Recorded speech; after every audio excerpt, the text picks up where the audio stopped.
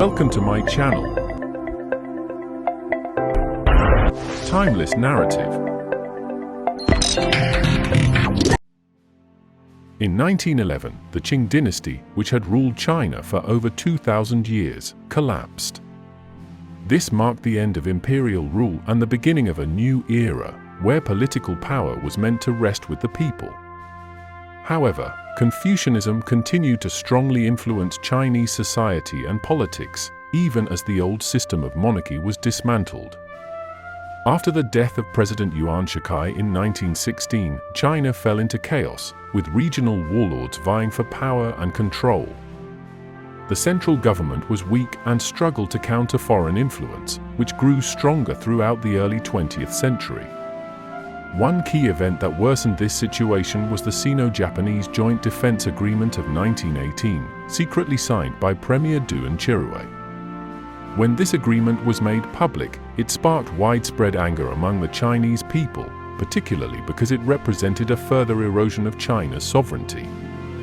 This unrest culminated in the May 4th movement of 1919. The May 4th movement was inspired by a wave of global change, such as the March 1st movement in Korea and the Russian Revolution of 1917. Nationalist sentiments, particularly among the emerging middle class, were inflamed by the failure of China's government to protect its interests, especially regarding Japan. The New Culture movement, which had begun before 1919, played a key role in the lead-up to the protests. Leaders of this movement, including Chen Jiuxiu and Li Daxiao, criticized traditional Confucian values for contributing to China's political weakness. They called for a replacement of old customs with new Western ideals like Mr. Science and Mr. Democracies to strengthen the nation. The protests were also fueled by Japan's aggressive expansion in China. In 1915, Japan presented the Chinese government with the 21 demands, a set of proposals that would give Japan significant control over Chinese territory and economy. The demands included gaining control over southern Manchuria, eastern Mongolia, and the German-controlled ports in Shandong province.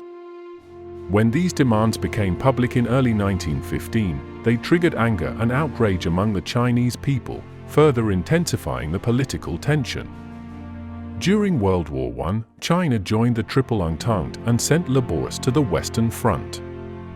However, despite China's contributions, the Treaty of Versailles in 1919 awarded the German-controlled territories in Shandong to Japan. At the Paris Peace Conference, China's representatives demanded the return of Shandong, the cancellation of the 21 demands, and the abolition of foreign privileges in China. However, their requests were ignored, which led to widespread feelings of betrayal, particularly when the Western powers gave Japan control over Shandong. This failure became known as the Shandong problem. On May 4, 1919, students from 13 different universities in Beijing gathered and drafted 5 key resolutions in response to the Treaty of Versailles and the situation in Shandong. These resolutions included opposing Japan's territorial gains, raising awareness of China's vulnerable position, organizing a large-scale gathering in Beijing, forming a student union, and holding a demonstration. Later that day, over 4,000 students from universities like Yenching University and Peking University marched through the streets of Beijing to Tiananmen Square, chanting slogans like "Struggle for sovereignty externally, get rid of national traitors at home, and give Qingdao back to us." Their protests focused on denouncing the Allied betrayal of China, criticizing the weakness of the government, and calling for a boycott of Japanese goods. The protests quickly escalated, with demonstrators attacking the homes of Chinese officials accused of collaborating with Japan. These officials were burned in effigy, and some were physically attacked, leading to violent clashes with police. Many students were arrested, jailed, and mistreated, but the protests sparked a wave of nationwide support. The May 4th movement rapidly expanded beyond Beijing. By June 1919, nearly 1,000 students were arrested in the June 3rd arrests, which only fueled further anger and mobilized people across China. Workers, merchants, and intellectuals all joined in, and large strikes spread to cities like Shanghai and Guangzhou. In Shanghai, the movement gained momentum, with workers taking to the streets and engaging in mass strikes that disrupted the country's economy. The student-led protests gradually shifted focus from Beijing to Shanghai as the working class became the central force in the movement. By June 12, 1919, under intense public pressure, the Beijing government dismissed the 3 officials accused of collaborating with Japan. Although Japan still controlled Shandong, the dismissal was seen as a victory for the protesters. The movement, while not achieving all its goals, showed the power of unity across China's social classes and their ability to demand change. The significance of the May 4th movement cannot be overstated. It is considered one of the most important turning points in modern Chinese history, alongside the fall of the Qing dynasty in 1911 and the abolition of the civil service system in 1905. The movement's challenge to traditional Confucian values was met with fierce opposition, particularly from the Kuomintang, KMT, which argued that it undermined positive aspects of Chinese culture and traditions. The KMT criticized the movement's focus on political action and radical ideas, which they associated with the rise of the Chinese Communist Party, CCP. 2 of the founding members of the CCP, Li Daxiao and Chen Duxiu, had been leaders in the May 4th movement, and they helped guide the intellectual and political shift towards Marxism. The CCP viewed the movement favorably, although it was initially cautious about its focus on intellectuals rather than revolutionary action. The May 4th movement contributed to the spread of Marxism in China, with figures like Chen Tanqiu, Zhu Enlai, and others becoming increasingly interested in its potential for societal change. The movement also had far-reaching effects beyond China.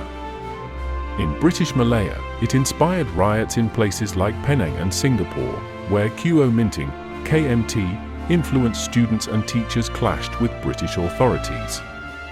This prompted the British to pass laws to curtail KMT influence in education and even ban the party in 1922. The May 4th movement played a key role in the rise of Chinese communism. In the years following the protests, many Chinese intellectuals, including key leaders of the CCP like Chen Duxiu and Li Daxiao, embraced leftist ideologies and became increasingly sympathetic to Marxism. Mao Zedong, reflecting on the movement decades later in 1939, described it as a crucial stage in China's bourgeois democratic revolution, which aimed to rid the country of imperialism and feudalism. The Treaty of Versailles, which many Chinese saw as a betrayal of their nation, had a lasting impact. Public outrage helped to create the conditions for the CCP's formation in 1921, as the Chinese population began to seek alternatives to the weak and ineffective government that had failed to protect the nation's interests. Western liberal democracy, which had been somewhat appealing to some Chinese intellectuals before, lost much of its allure after the Versailles Conference. The failure of the US to back China's interests led many intellectuals to turn away from the West and toward Marxism, particularly after the Russian Revolution of 1917. Thus, the May 4th movement helped sow the seeds of the Chinese Communist Party and shaped the future of China's political landscape. It remains a pivotal moment in China's path toward revolution and modernization, setting the stage for the rise of communism in the country.